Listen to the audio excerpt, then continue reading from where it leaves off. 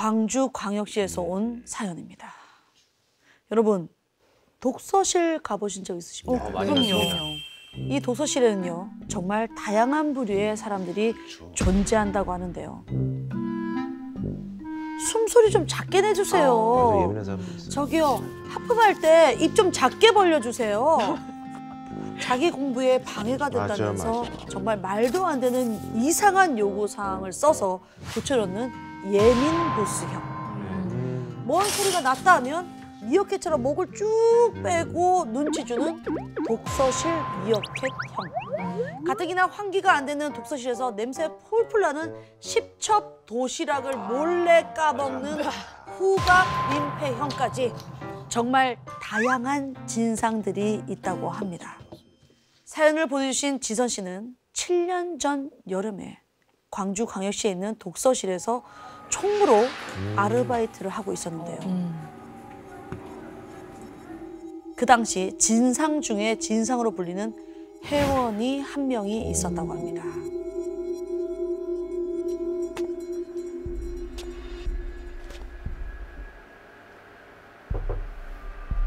안녕하세요. 자리 등록 도와드릴까요? 안쪽이요, 안쪽. 네?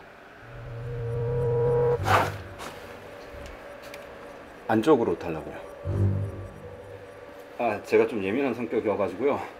그 에어컨 소리 들리고 사람들 지나다니는 소리 들리는 거 저는 너무 싫어요. 그러니까 무조건 소리 안 들리게 안쪽으로 주세요. 무조건. 지선 씨는 무슨 안쪽 자리 맡겨놓은 것도 아니고 왜 저래? 싶었지만 마침 안쪽에 딱 한 자리, 이 열람실에 있는 30번 자리가 남아있길래 거기를 내줬습니다. 그런데 들어간 지 1시간이나 됐을까요? 그 남자가 도로 나오는 거예요.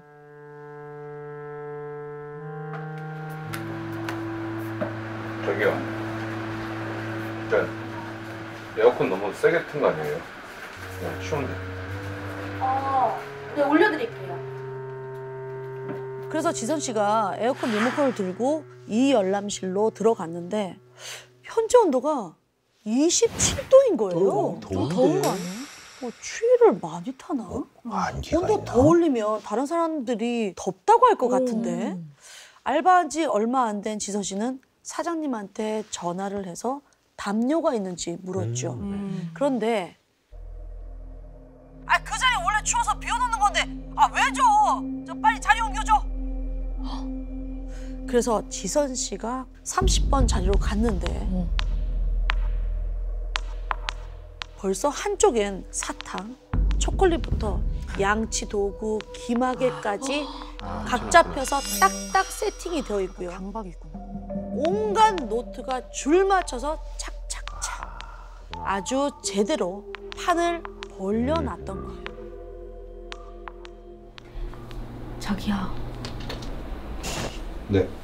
아까 추우시다고 하셨잖아요. 네. 사장님께서 더 좋은 자리로 옮겨드린다고 하시는데. 자리 옮기면은 부정태요. 절대 안 돼요. 네. 다른 좋은 자리로 옮겨준다고 했는데도 굳이 거기에 앉겠다는 30번 회원님의 고집에 결국 사장님은 창고에 있는 담요를 갖다 주라고 했고요. 그렇게 독서실이 좀 조용해지나 싶었는데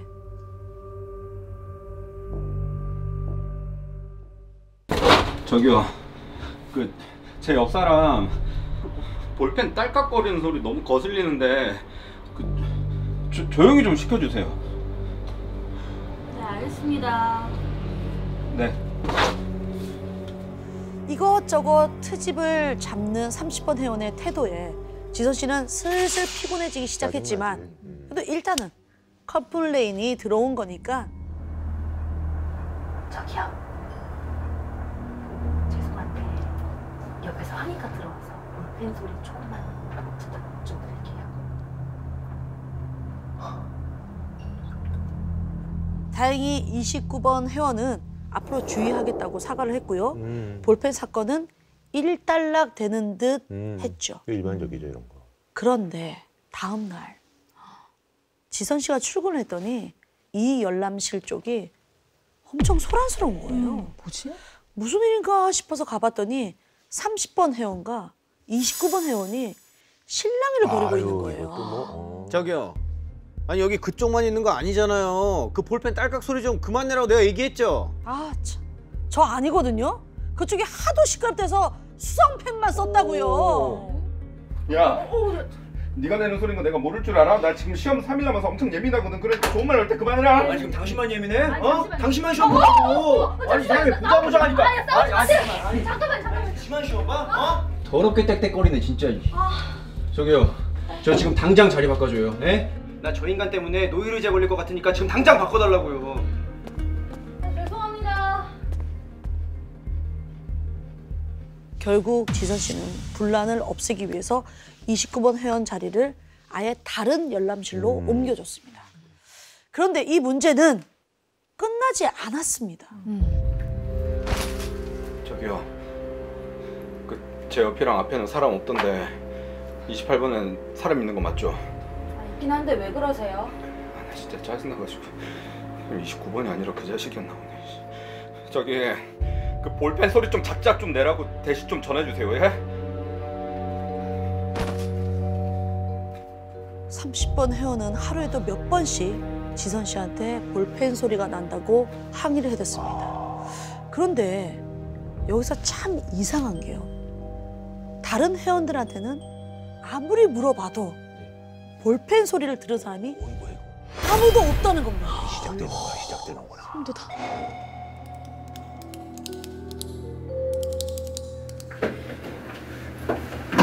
저기요.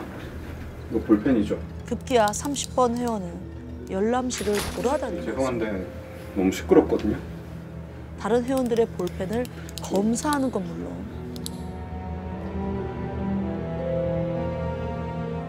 하루는 웬 쪽지가 열람실 문에 화다다다 이렇게 붙어 있는 걸 떼서 봤더니 아니 계속 이러고 있다니까요. 예? 아니 미친놈이에요. 이거 좀 어떻게 좀. 오전 11시 30분부터 11시 34분까지 볼펜 소리 164번. 오후 3시 15분부터 3시 19분까지 볼펜 소리 187번. 뭐 이런 내용이 가득 쓰여 있는 거예요. 어머 강박증인가 봐. 결국 이 열람실 회원들은 하나둘 다른 열람실로 자리를 옮겨달라고 요청을 했고요. 이 열람실은 30번 자리 빼곤 텅텅 비게 됐습니다. 이제 못하는 소리 안 하게. 덕분에 30번 회원은 등록한 지 한 달도 채 안 돼서 독서실 유명 인사로 등극을 했죠. 그치. 야야야 쟤네 볼펜 제가 걔요? 회원들은 독서실을 어지럽히는 30번 회원을 볼펜이라고 부르면서 치를 떨었습니다. 그러던 어느 날, 그날은 자격증 시험 다음 날이라 그런지 회원들이 아무도 없었어요. 딱 한 명, 30번 회원만 빼고 말이죠. 그 큰 독서실에 30번 회원과 단 둘이라니.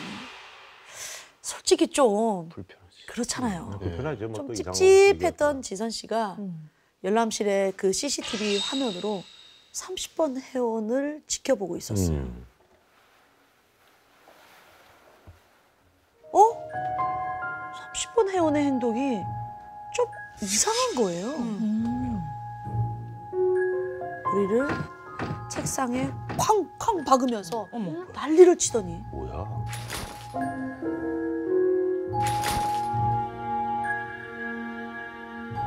모든 자리를 돌아다니면서 커튼을 하나씩 다 열어보는 겁니다.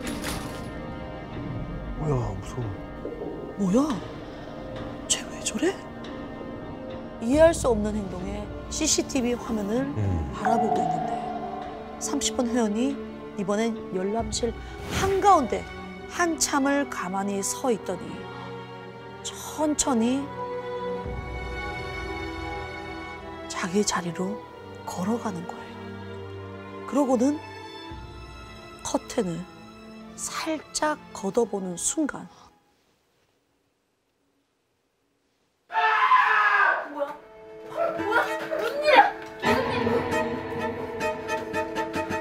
저기 괜찮으세요?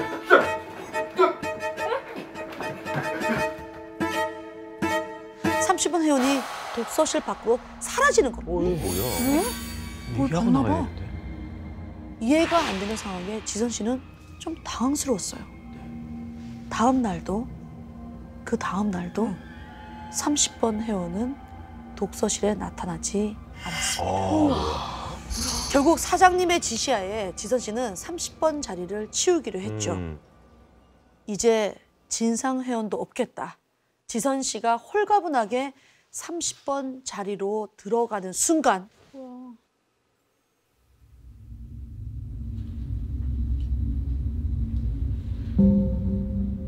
온몸에 소름이 돋는 게 정말 춥긴 춥더라고요.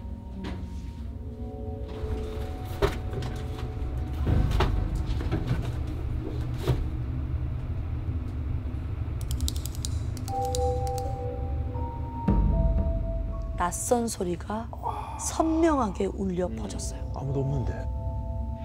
그 볼펜 딸깍거리는 소리 너무 거슬리는데 그 볼펜 소리 좀 작작 좀 내라고 대신 좀 전해주세요. 예? 30번 회원이 매일같이 얘기하던 바로 그 볼펜 소리였죠. 뭐야? 이 방엔 나 말고 아무도 없는데? 그런데 자세히 들어보니까 그 소리가 볼펜이 아니야.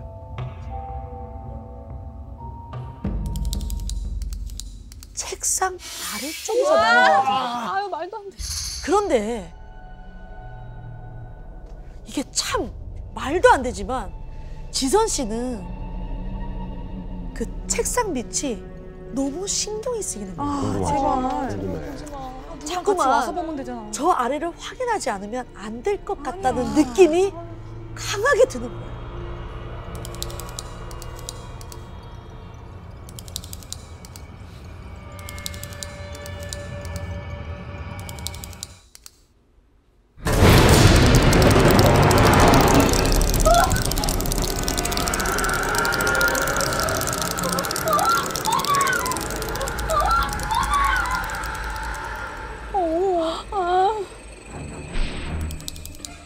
그동안 30번 회원은 저 귀신이 내는 볼펜 소리에 시달리고 있었던 거죠. 지선 씨는 그 뒤로 밤마다 환청에 시달리게 됩니다. 그럴 수 있지. 한동안은. 사방이 고요한 밤중에 울리는 그 볼펜 소리에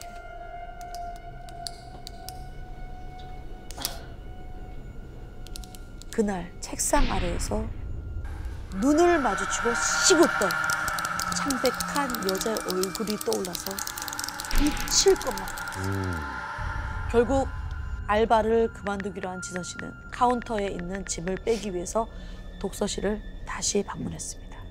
그런데 카운터에 못 보던 여자가 앉아 있는 거예요. 뭐지? 아, 저 여기 총무했던 사람인데요. 아, 네, 안녕하세요. 아, 안녕하세요. 알고 보니 지선 씨 전에 총무로 알바했던 사람인데 다시 일을 하러 온 거예요. 말씀을 스쳤구나 사장이. 그런데 짐을 다 챙긴 지선 씨가 이 열람실 쪽을 힐끔 쳐다보는데 이런 말을 하는 겁니다. 혹시 봤어요? 뭘 봐요? 원래 저기 이 열람실 30번 자리에 한 7년 전인가 8년인가 고시 준비하던 여자분이 있었거든요. 근데 계속 시험에 떨어지기만 하다가 결국 집에서 약 먹고 아이고. 그렇게 됐대요. 그 뒤로 저 자리에서 계속 볼펜 소리가 나는 것 같다고 해서 비워뒀었는데 혹시 뭘 본 건 아니죠?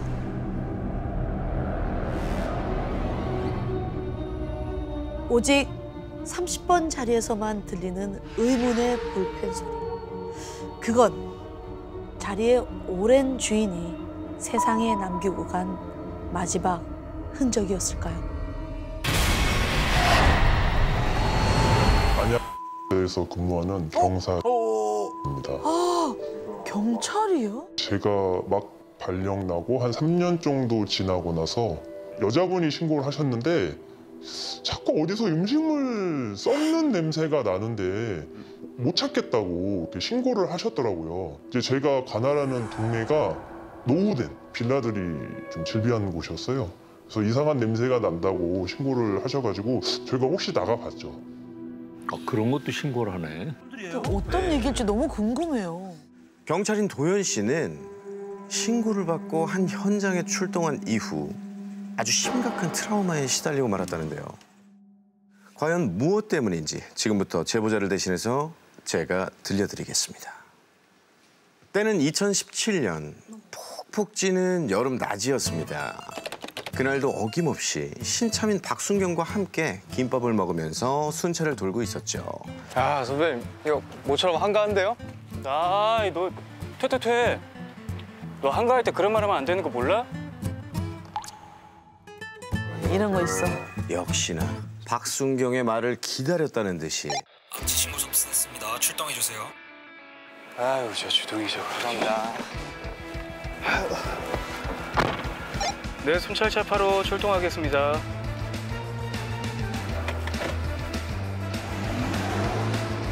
이 신고가 들어온 장소는 저희 지구대 관할에 있는 한 빌라촌. 어느 집이야? 이 집 아니야? 집 아닌 것 같고요. 저 앞에 집인 것 같은데. 저기 계시. 신고자분 나와 계시네. 건물 앞에는 신고한 아주머니가 기다리고 계셨어요. 신고자분 되시죠? 아유, 한 일주일 정도 됐나? 아니, 처음에는 그냥 쓰레기 냄새인가 했는데 아무래도 아닌 것 같아. 저기, 저 집 좀 봐봐요. 아주머니가 가리킨 곳은 빌라의 지하 1층 집. 확인을 위해서 지하 계단으로 내려갈수록 냄새는 더 지독해졌어요. 뭐지? 그리고 저는 그 정체가 죽음의 냄새라는 걸 직감하고 말았습니다. 시체가 부패하면서 나는 악취 말이에요. 다들 알겠네.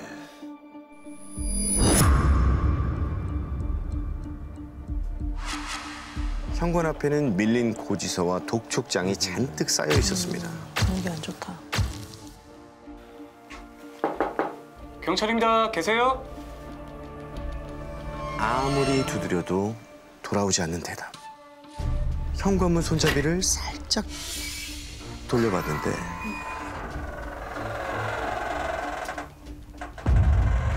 잠시 실례하겠습니다. 집 안으로 들어서자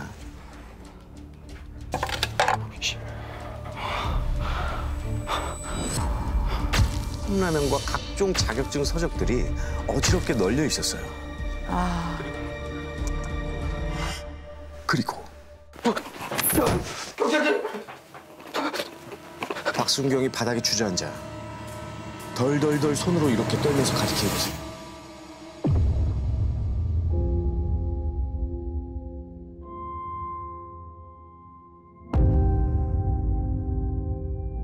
긴 머리에 영양실조에 걸린 것처럼 삐쩍 마른 20대 여성이 죽은 지 시간이 꽤 지난 듯 부패가 시작된 상태였어요. 쓰러져 있었습니다. 쓰러져 있었습니다. 고독사네. 순찰차 파로입니다. 망자 발견으로 과학수사팀하고 형사팀 지원 요청합니다. 박순경! 너 가서 물 좀 마시고 폴리스 라인하고 서류 챙겨서 와. 폴리스 라인하고 서류. 알겠습니다. 고독사 현장에 몇 번 출동했었지만 시체랑 단둘이 있는 건 처음이라 괜히 오싹한 기분이 들더라고요. 그러네. 하지만 지원팀이 오기 전까지 해야 하는 일이 참 많았습니다. 저는 두려움을 견디며 사망자의 신분을 특정할 만한 물건을 찾기 시작했어요. 인적 사항을 파악해 가족분들에게 부고 소식을 전해야 했거든요. 그런데 아무리 둘러봐도 지갑도 핸드폰도 보이질 않는 겁니다. 의아해하면서 두리번거리던 중 전 뭐야?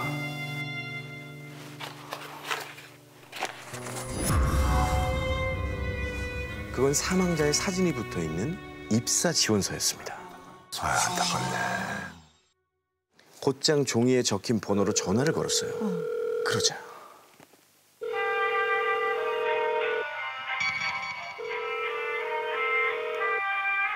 뭐야? 핸드폰이 여기 있다고. 바로 옆에서 울리는 거 아니야? 집안을 가득 메우는 전화 벨소리. 하지만 이 전화는 계속 울리는데 핸드폰은 어디에서도 찾을 수 없고 결국 전 조용히 귀를 기울여 벨소리가 점점 더 크게 들리는 쪽으로 걸음을 옮겼어요. 그런데 벨소리가 사망자의 시체에서 울리고 있던 겁니다. 뭐야? 점점 더 커지는 벨소리. 소리가 나는 건 바로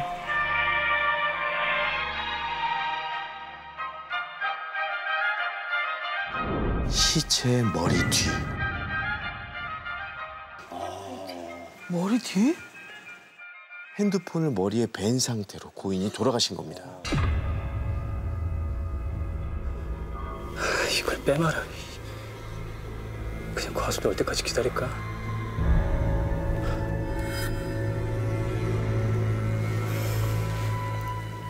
빼지 마. 하지만 핸드폰을 꺼내야만 가족들에게 사망 사실을 알릴 수가 있는데 고민 끝에 장갑을 고쳐 꼈습니다. 그리고 고개를 최대한 바닥에 바짝 붙인 다음 검지손가락 하나로 이 핸드폰 케이스를 툭툭. 그런데 꿈쩍도 하질 않는 겁니다. 그래서 이번엔 이렇게 두 손가락으로 케이스의 끝부분을 잡고 당겼습니다. 하지만 여전히 요지부동. 그냥 내비두자. 어쩔 수 없이 손가락을 다 사용해서 핸드폰을 단단히 붙잡고 힘을 줘봤더니 살짝씩 움직이는 거예요.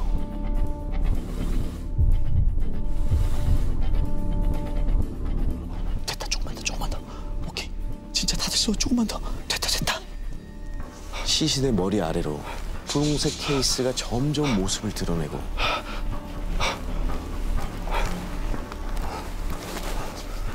마지막으로 혼신의 힘을 다해 핸드폰을 잡아당기는 그 순간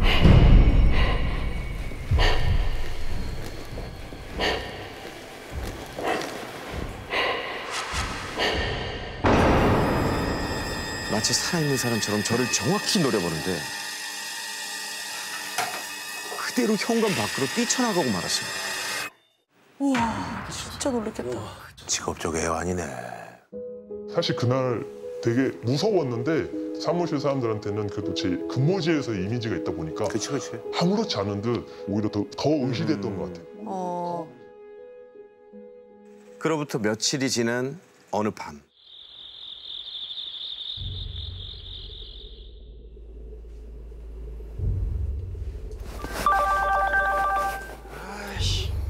이 시간에 누구야? 핸드폰 벨소리가 요란하게 울리는 겁니다. 조금만 있으면 알아서 꺼지겠지. 무시하면서 다시 잠을 청하려는데 그 여자 벨소리. 며칠 전 현장에서 들었던 고인의 핸드폰 벨소리가 제 방 안에 울리고 있었습니다. 아니, 좀 더 정확하게 말하면 제 머리 바로 밑에서요.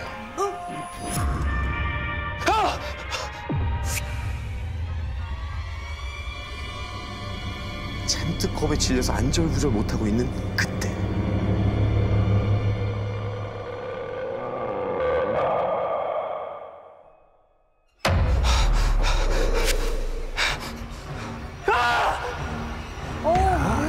데미지가 셌나 보네. 너무 놀라서 질끈 눈을 감았다가 다시 뜨자 여자는 사라지고 없었습니다. 어깨 다 보이네. 잘못 본 거라고 꿈일 거라고 애써 스스로를 다독였어요. 그렇게 자는 둥 마는 둥 한참을 뒤척이다 아침에 일찍 지구대로 출근해야 했죠. 그리고 몇 시간 뒤 사무실에 앉아 저도 모르게 꾸벅꾸벅 졸고 있는데 아, 어떡하냐. 사무실에서도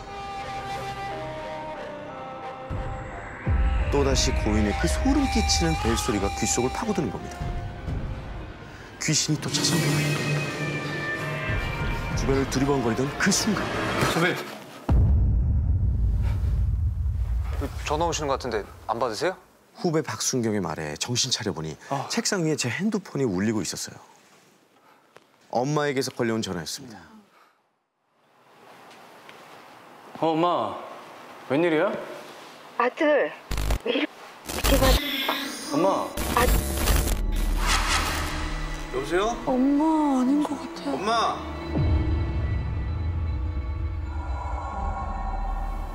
제 손에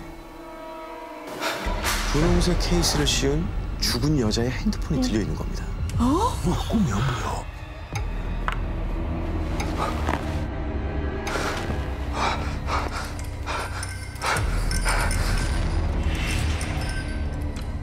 다시 확인하기 위해 고개를 숙여 핸드폰을 집는 그 순간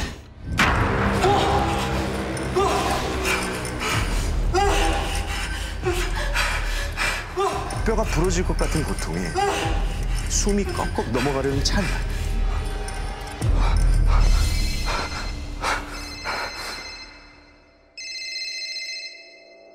어느새 여자는 사라지고 없었습니다. 다행히 이번엔 진짜 어머니 목소리가 들리더라고요. 엄마. 아니 근데 저기 혹시 아까도 전화했었어? 아니 뭔 소리야. 오늘 처음 전화한 건데. 아니 근데 너 진짜 아무 일 없어?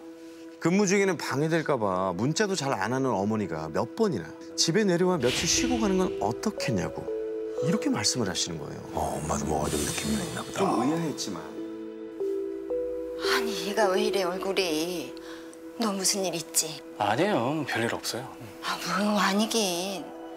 내가 꿈을 하나 꿨는데 말이야. 저희 어머니가 시장에서 과일을 파시거든요. 근데 꿈에 어떤 여자가 과일 가게 앞에 우두커니 서서는 어서 오세요. 기분 나쁘게 저희 어머니를 빤히 쳐다만 봤대요. 아가씨 뭐 찾으시는 거 있어요? 어머니가 먼저 말을 건네자 그 여자는 사과 상자를 가리켰대요. 그리고 뭐라고 막 웅얼웅얼거리는데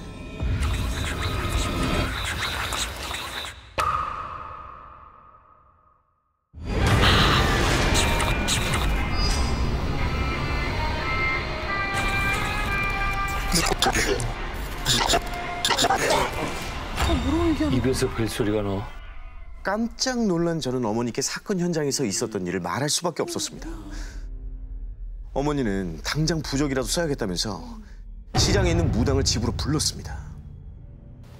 뭘 만졌길래 온몸에 죽은 사람의 흔적이 가득하구만. 제가 망자의 물건, 즉 핸드폰을 잘못 만진 탓에 이 머리카락과 옷깃에 온통 죽은 사람의 흔적이 묻어있다고. 그 여자가 저를 평생 따라다닐지도 모른다는 거예요. 귀신과 영원히 함께 지내고 싶은 게 아니라면 자신의 비방을 하나도 빠짐없이 따라하라고 으름장을 놨죠. 미용실에 들러 머리를 자른 후 머리카락 일부를 챙겼어요. 그리고 고인의 분홍색 케이스와 가장 비슷한 걸 구매한 다음 집에 들어가기 전 대문 밖에 저희 머리카락과 핸드폰 케이스를 함께 태웠습니다. 문 밖에서 망자의 흔적을 모두 태우면 이 죽은 영혼이 저를 더는 저를 따라서 대문을 넘지 못한다는 이유였죠. 마지막으로 그 죄를 밟고 대문을 넘어 집으로 들어가면서 비방은 끝이 났습니다. 그리고 무사히 지구대로 복귀한 저는 다른 순경들과 근무를 나가는 날이면 꼭 이 얘기를 해주곤 합니다. 혹시 변사 사건에 출동하게 된다면 절대 물건을 함부로 만지지 말라고요. 때는 2011년 비가 추적추적 내리던 어느 6월의 밤이었습니다. 당시 대학생이었던 저는 학교 기숙사로 돌아가는 길이었어요. 제가 다니던 대학교는 경기도 남부 어느 산 밑에 있었는데요. 택시도 다니지 않을 정도로 외진 탓에 시내와 학교를 오가려면 마을 주민들이 운영하는 콜택시를 이용해야 했습니다. 그날 밤에도 저는 콜택시를 불러서 학교 기숙사로 향하고 있었습니다. 밤 10시가 조금 넘은 시간이라서 도로는 완전 텅 비어 있었고 저는 뒷좌석에서 친구와 문자하기에 바빴어요. 그런데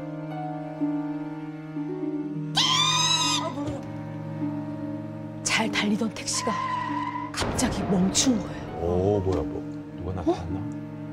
이게 무슨 일이지? 저는 고개를 들어서 앞을 바라봤습니다. 근데 그곳엔 도로의 차들을 향해 길을 돌리라고 손짓하는 경찰들, 그리고 도로 저쪽에 완전히 부서진 채 널브러진 오토바이 한 대가 있었어요. 아이고 예, 과속됐구나.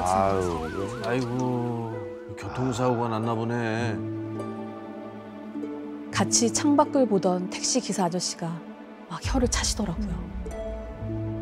그러면서 현장에서 우회하기 위해서 차를 슬슬 움직이기 시작하셨어요. 근데 저도 교통사고 현장을 이렇게 가까이서 보는 건 처음이라서 저도 모르게 창문에 고개를 바짝 갖다 댔습니다.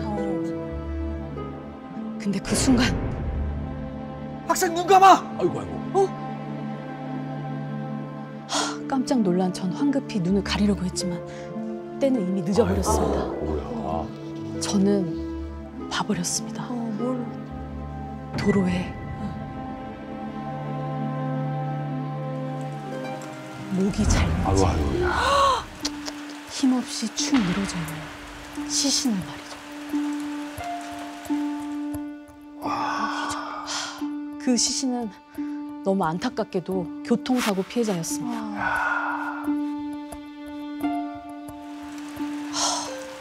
지금 내가 뭘 본 거지? 괜히 본 것 같아.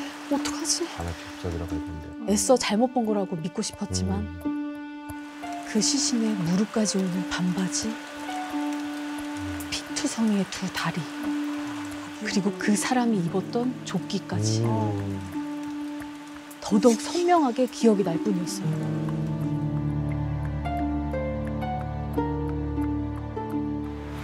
그렇게 택시가 기숙사 앞에 서게 됐고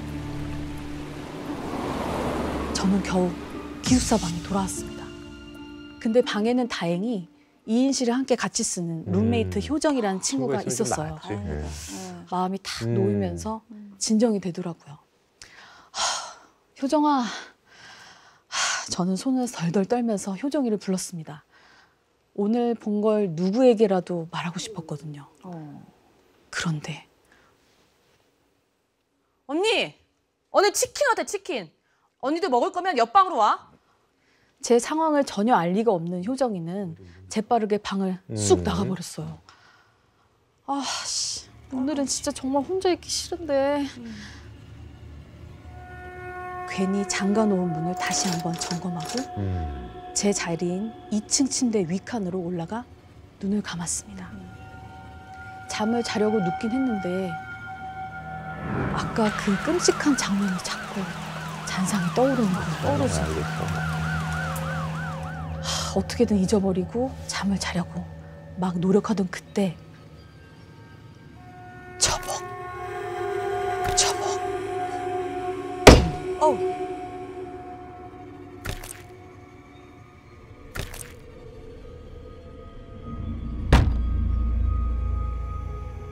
저는 번쩍 눈을 떴어요. 슬쩍 침대 옆을 봤습니다.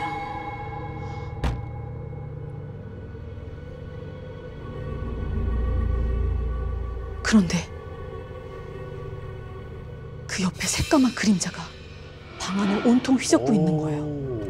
근데 벽에다 쿵, 옷장에 쿵, 몸을 제대로 못 가누는 것 같더라고요. 뭐야?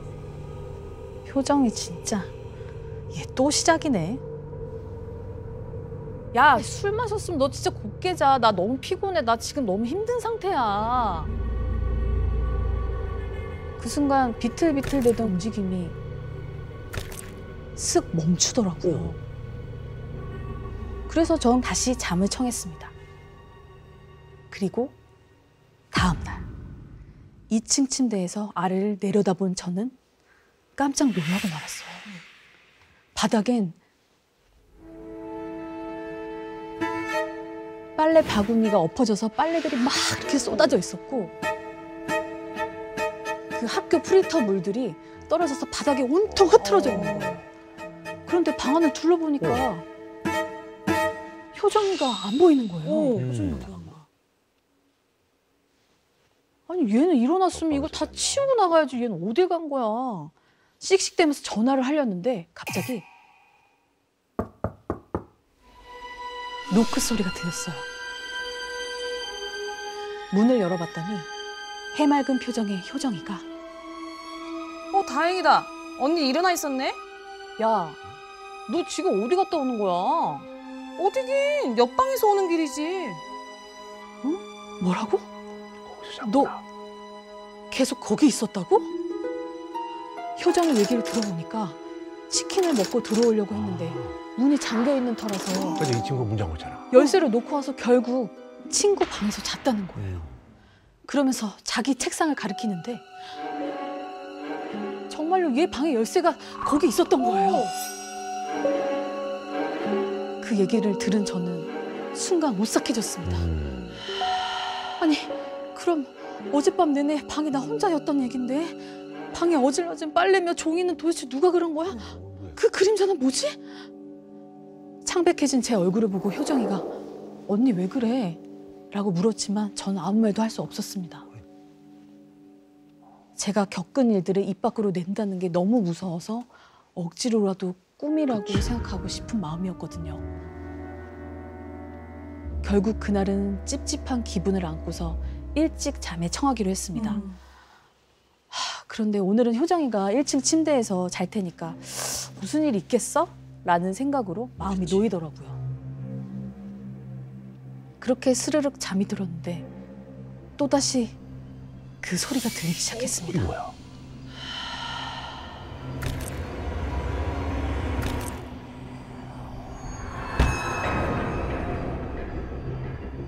벌벌 떨면서 고개를 슬쩍 돌려서 소리 나는 쪽을 바라봤어요. 근데 거기에 어제 목격했던 그 거무스러운 그 형체가 서 있는 거였어요. 그런데 그 형체는 자세히 보니까 목이 없었어요. 절대 그 형체에게 제가 눈을 떴다는 걸 들키면 안 된다는 생각이 들었죠. 그런데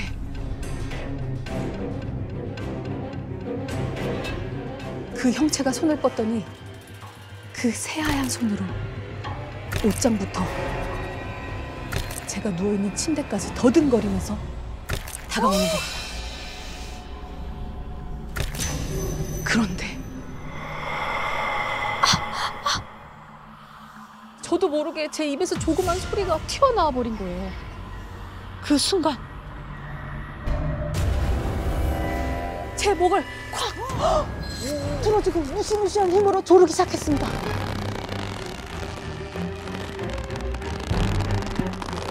효정아, 도와줘! 효정이는 듣지 못했고 그렇게 전 바로 기절을 하고 말았습니다. 그리고 저는 숨을 몰아쉬면서 벌떡 일어났습니다. 어느새 아침이 찾아온 거였어요. 꿈이었나 보네. 꿈이다. 가위는 진짜 악몽이었나 보다. 식은땀을 훔치면서 아직도 얼얼한 목을 막 매만지고 있었는데 언니, 밤새 왜 그런 거야? 언니 때문에 밤에 잠을 못 잤잖아. 아래층에서 자던 효정이가 갑자기 짜증을 내는 거예요. 그게 무슨 소리야, 효정아? 아마 한참 책상 뒤지다가 옷장 뒤지다가 자다 말고 뭘 찾은 거야. 충격이었습니다. 저 혼자만 보고 들은 게 절대 아니었던 거죠. 침대에 올라가길래 이제 자나 했더니 또 쿵쿵 막 돌아다니고. 효정아, 그거 나 아니야. 침대에 올라가는 다리도 봤는데. 순간 온몸에 털이 곤두서는 기분이 들었어요. 그러면 꿈이 아니었던 거야? 그러면서 저는 여러 가지 생각으로 머릿속이 복잡했던 그 순간 언니, 이게 뭐지? 갑자기 효정이가 창문을 가리키면서 벌벌 떨고 있는 거예요.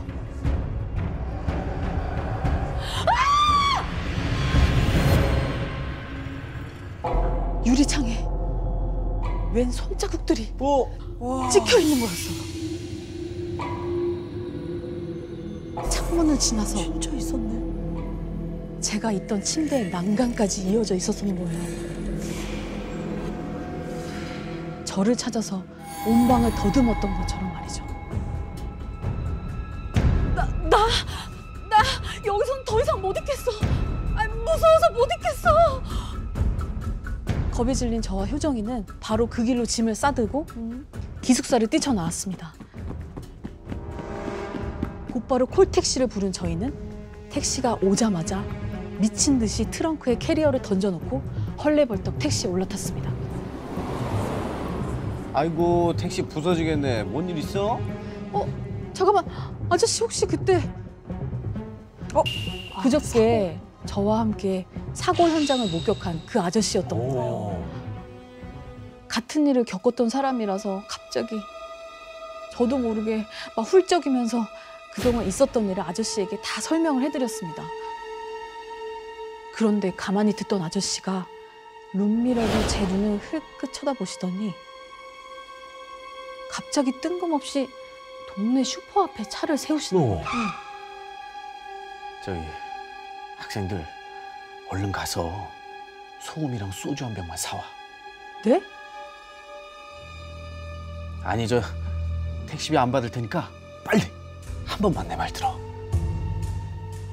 아저씨의 황당한 얘기에 망설이던 저희는 일단 시키는 대로 소금과 소주를 사왔습니다. 그러자 아저씨는 진지하게 당부를 하셨어요. 이거 가져가서 방 곳곳에 소금 뿌리고 종이컵이 넘치도록 소주 부어서 문 밖에 갖다 놔. 문은 꼭 잠궈놓고. 저희는 뜻밖의 말에 이걸 따라야 하나 아니면 그냥 무시해야 되나 고민을 했지만 이어지는 아저씨 얘기에 그 말을 절대적으로 따를 수밖에 없었습니다. 그 오토바이 사고 났을 때 시신에 목이 없었던 거 기억하지? 그 사람이 자기 머리 찾으려고 항상 따라다닌 거야. 달래주지 않으면 기숙사를 나가도 쫓아올걸? 황급히 기숙사에 들어간 저희는 아저씨가 일러준 대로 방 안 곳곳에 소금을 막 뿌리고 그리고 종이컵에 소주를 가득 담아서 문 밖에 두었습니다. 그리고 다음 날 저와 효정이는 지난 밤과 다르게 푹 자고 아침을 맞이할 수 있었어요. 가슴을 막 쓸어내리면서 방 밖에 나선 저희는 정말 깜짝 놀라고 말았습니다. 어젯밤 종이컵에 흘러 넘치도록 따라 놓았던 소주가 흔적도 없이 깨끗하게 비워져 있었던 거예요.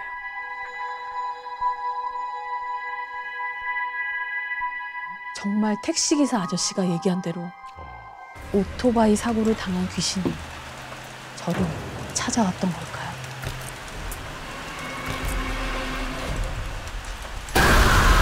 2009년 9월 저희 가족은 갑작스럽게 이사를 하게 됐습니다. 아버지의 인사 발령 때문이었는데요. 당시 고등학교 2학년이었던 저는 한동안 낯선 동네와 새로운 학교에 적응하느라 아주 정신없는 날들을 보내고 있었어요. 그렇게 이사를 하고 얼마 되지 않았을 때 일입니다. 학원에 갔다가 집으로 돌아오는 길이었어요.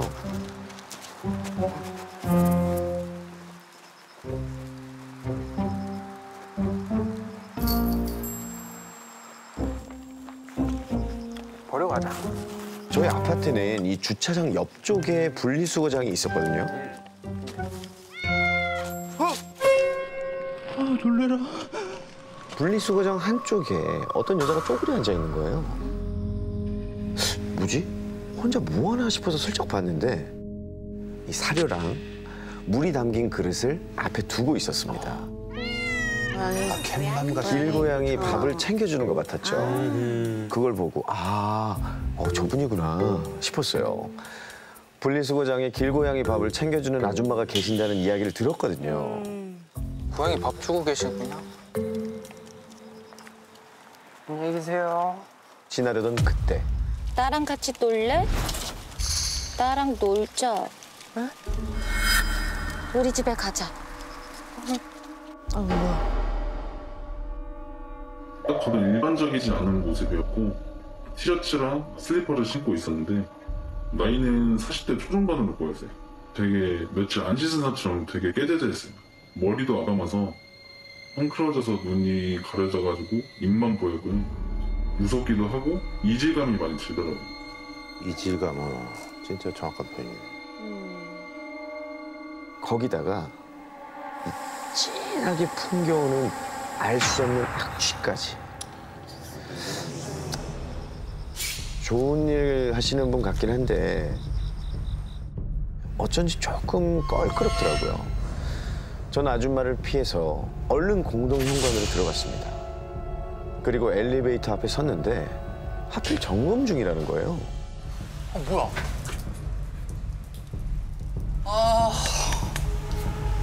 오늘 진짜 무슨 날인가? 언제 올라가냐. 저희 집이 6층이었거든요. 전 투덜투덜거리면서 계단으로 향했습니다. 언제 올라가? 아까 그 아줌마는?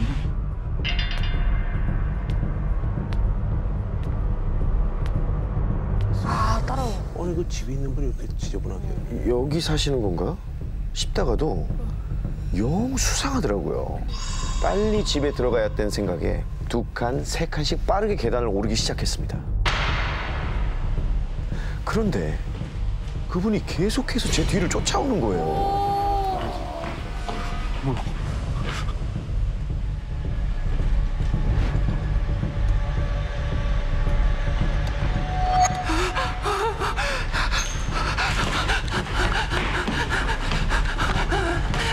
왜 그러는 거야? 뭐야?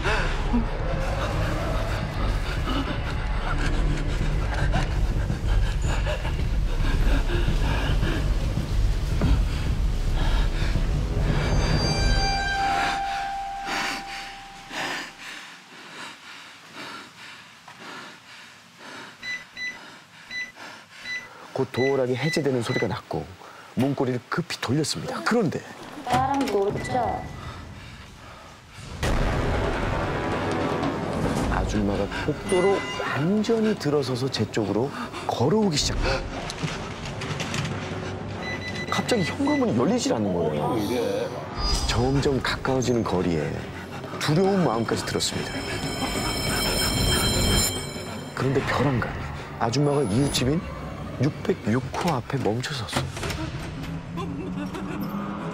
때마침 저희 집 현관문이 열렸고 전 재빨리 집 안으로 들어갔습니다. 찬호가, 웬 땀이 이렇게 흘려? 왜 그래? 근데 엄마, 혹시 606호에 사는 아줌마 알아? 아줌마? 글쎄, 그러고 보니까 606호 사는 사람은 한 번도 본 적이 없긴 하네. 뭐지? 진짜 이웃인가? 찝찝한 마음이 끝까지 가시질 않았지만 그날은 그냥 그렇게 넘어갔습니다. 그런데 며칠 후 늦은 밤 집으로 돌아왔을 때였죠.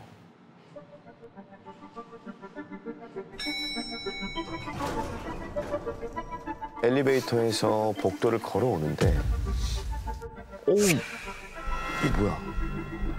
코를 찌르는 악취가 복도에 가득한 거예요. 여름이었나? 이 냄새는 분명 지난번에 그 아줌마를 마주쳤을 때 맡았던 냄새거든요. 그분의 장치였구나. 어디 보고 있는 거 아니야?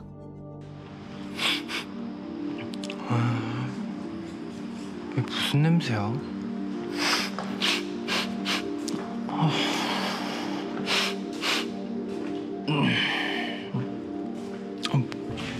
그리고 바로 그때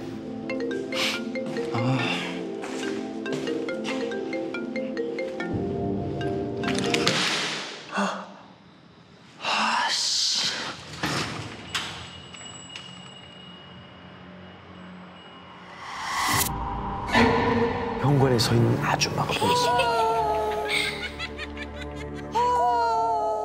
진짜 소름 돋아. 아줌마는 무언가를 품에 꽉 끌어안고 있었어요. 저도 모르게 자세히 그걸 들여다보게 됐는데 축 늘어져서 거친 숨을 내쉬고 있는 고양이였어요. 고양이를? 등줄기가 뻐근해지면서 머리카락이 쭉 폈었습니다. 이 소름 끼치는 광경에 정신이 번쩍 든 저는 빠르게 복도를 달려서 집으로 도망쳤어요.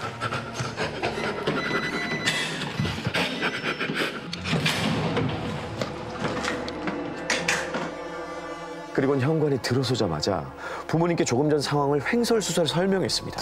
냄새? 아까 저녁까지만 해도 안 그랬는데. 당신 혹시 무슨 냄새인지 알아요? 냄새요? 글쎄, 찬영이 너 공부하기 싫으니까 또 쓸데없는 장난치는 거 아니야? 하얗게 질린 얼굴로 절대 아니라며 울먹이는 저를 본 두 분은 그제야 심상치 않다 여기시곤 어떻게든 아줌마를 만나서 단판을 지어야겠다면서 사흘 밤낮으로 606호를 찾아가셨는데요. 끝까지 아줌마를 만나지 못했습니다. 저희 가족은 결국 아파트 관리소에 찾아가서 민원을 넣었습니다. 그런데 그 집에서 나는 악취 때문에 이미 여러 건의 민원이 들어왔다는 거예요. 이거 실체야 그럼. 실체가 있어. 그것만 맡은 게 아니구나. 그럼 어쨌든 뭐 관리소에서 나서겠다 싶어서 좀 더 기다려보기로 했죠. 그리고 그날 밤 전 엄마 심부름으로 편의점에 다녀오기 위해서 집을 나섰어요. 또 떡국이야? 우리 집 맨날 떡국만 먹나?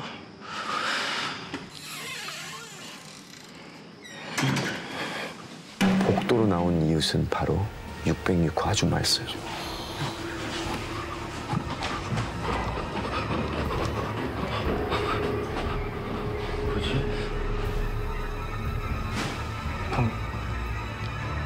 전 일단 가까운 계단 쪽 기둥 뒤로 목을 숨겨서 아줌마를 지켜봤습니다.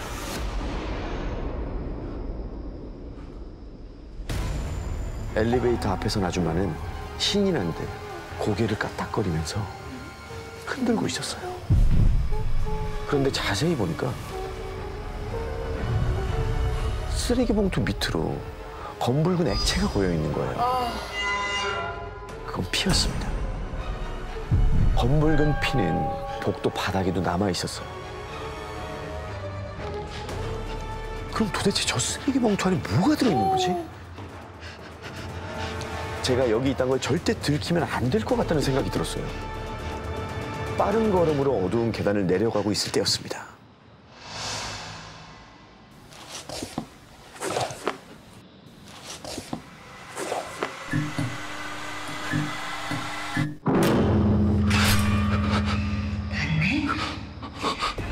그 말과 함께 엄청난 속도로 계단을 뛰어내려왔습니다. 태어나서 처음 느껴보는 엄청난 공포였어요.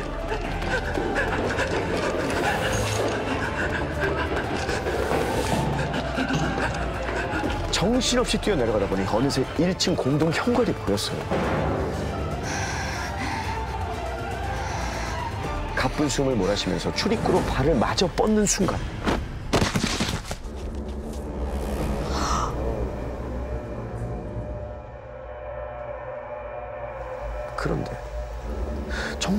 거짓말처럼 절 쫓아오던 슬리퍼 소리도 아줌마의 목소리도 갑자기 뚝 사라졌어요. 어디 갔지? 의아한 마음에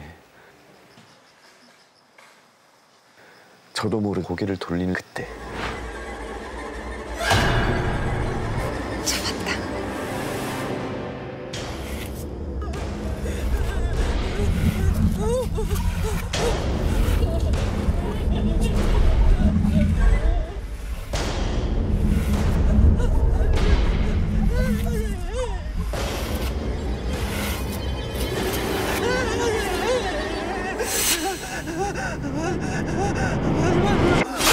이거 뭐야? 전 그 자리에서 정신을 잃고 말았습니다. 그리고 눈을 떠보니 왜 그래? 전 제 방 침대 위였고 엄마께서는 절 걱정스레 내려다보고 계셨어요. 왜 그래? 화들짝 놀라 허리 쪽을 이렇게 쓸어봤지만 몸엔 상처는 없이 멀쩡했습니다. 꿈이야 꿈. 엄마께 여쭤보니 공동 현관에 혼자 쓰러져 있는 저를 새벽에 발견하셨다는 거예요. 오, 꿈이 아니야. 왜 그래? 그 아줌마. 그 아줌마가 날 칼로 찌르려 했어. 아, 무슨 소리야? 엄마는 크게 놀라시며 오늘 아침에 있었던 일에 대해서 이야기해 주셨습니다. 뭔가 있긴 있구나. 아니 그 집 기척이 없어서 아까 관리소에서 경찰 불렀거든? 근데 글쎄 그 집 아줌마 집에서 혼자 돌아가신 지가 일주일 정도나 됐다더라고. 아 뭐야 이거 뭐야? 아, 옆집인데 진짜 꺼림칙하네. 아줌마의 시체와 함께 방치된 집은 그야말로 지옥 같았다고 합니다. 그래서 악취였구나. 그 시체 썩은 냄새.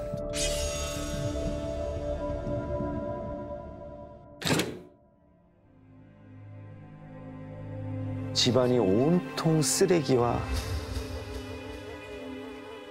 악취, 벌레로 가득했대요.